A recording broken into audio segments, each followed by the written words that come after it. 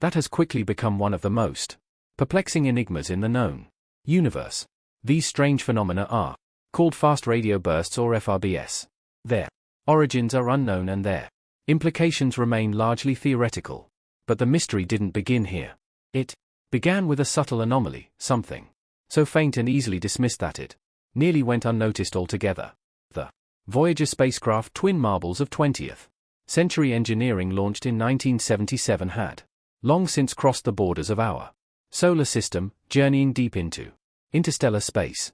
Each carried a golden record, a time capsule of Earth sounds, music, and greetings in multiple languages intended for any intelligent life that might one day intercept them. Over the decades, scientists grew accustomed to the Voyager probes. The regular transmissions, faint, erratic, and often indecipherable owing to their immense distance from Earth. Yet, something changed. Recently, a peculiar regularity surfaced in the DER, hidden within the ambient noise of Voyager's transmissions. A disturbingly structured pattern began to emerge. Most assumed it was a technical issue, perhaps a software glitch or the slow degradation of the spacecraft's ancient hardware. These probes were, after all, never meant to survive for nearly half a century. However, when an advanced AI-driven analysis system was applied, an artificial neural network trained on decades of space signal data uncovered something extraordinary. This wasn't a malfunction. The data bore signs of deliberate alteration. Something or someone was modifying Voyager's outgoing transmissions. Enter DR from Michio Kaku, theoretical physicist and well-known voice in science communication. The AI had done what human senses could not. It reconstructed an image embedded within Voyager's data stream. This image wasn't from Voyager's systems themselves, but seemed hidden within the information the spacecraft was transmitting. When finally revealed, the image resembled no known celestial body, artifact, or physical phenomenon. It suggested not randomness but intelligence. It contained an eerie and intricate design of geometry, both biological and artificial, woven through what should have been a purely mechanical signal. The implications were immediate and staggering. For decades, Voyager stood as our farthest emissary, a lone representative of Earth's curiosity and spirit. Its golden record served as a hopeful gesture of peaceful message to the cosmos. But now it seemed that the silence was broken. Something had replied. This reply didn't come in the form of a traditional message, not in speech, nor in simple signals. Instead, it was embedded, encrypted, and hidden, as if meant to be discovered only when we were capable of perceiving it. Kaku emphasized that the image bore features outside the realm of known Earth physics. It included three-dimensional fractals, non-Euclidean shapes, and dynamic symmetries, forms that changed their meaning depending on perspective. Some who saw the image claimed to detect a face-like pattern, while others interpreted it as a network of consciousness's self-portrait of the sender. Perhaps regardless of interpretation, the conclusion was universal. This was not chance. This was design. This was intent. The scientific world was shaken. This changed everything.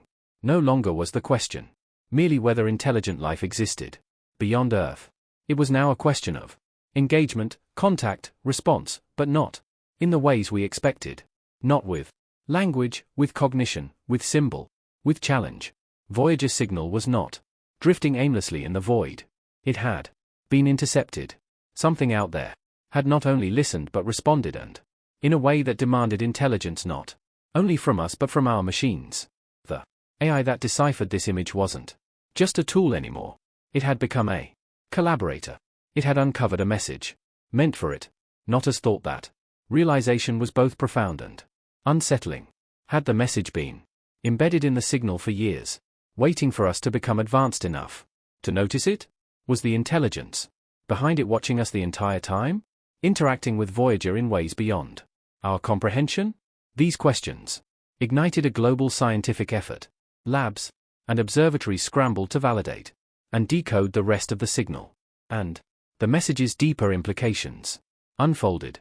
This wasn't simply about first contact. It was about a shift in communication itself.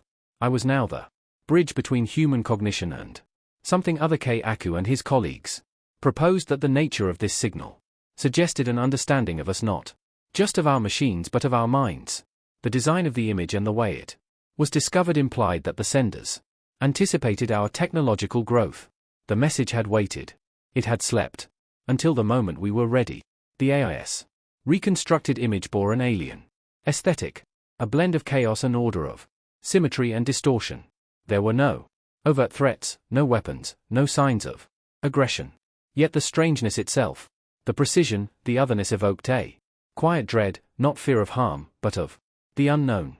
What did this message truly represent? It had likely taken decades, perhaps longer, to reach us. This was not a conversation in any human sense. It was a transmission across geological time.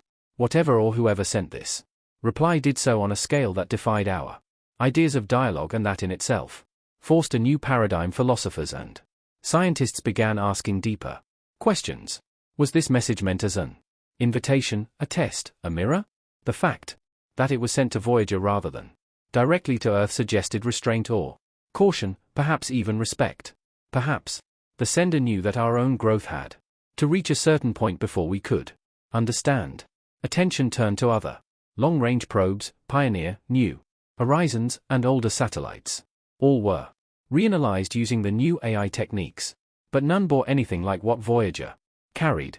Only Voyager had been chosen, nor stumbled into the line of contact. Why Voyager? Was it the golden record?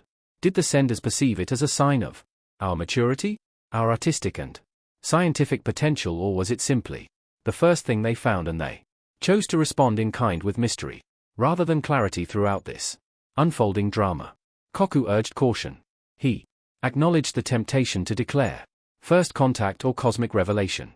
But the intelligence we might be encountering could be as alien in logic and perception as the stars themselves.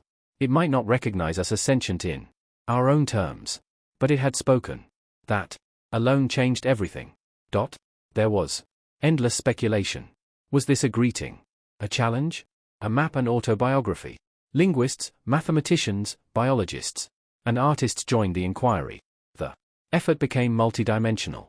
This was no longer just science. It was the study of intelligence itself. And whatever form it might take, the AI that first found the image was no longer treated as a passive instrument. It was viewed as a new kind of listener, one capable of perceiving where human senses failed. New generations of AI were deployed across observatories worldwide. A hybrid process began. Human intuition worked alongside machine insight. The boundary between observer and participant blurred. The implications for future missions were enormous. New interstellar probes would be designed, not just for exploration but for interpretation. AI would be built into them from the start, not as assistants, but as potential translators of a language too vast for human comprehension.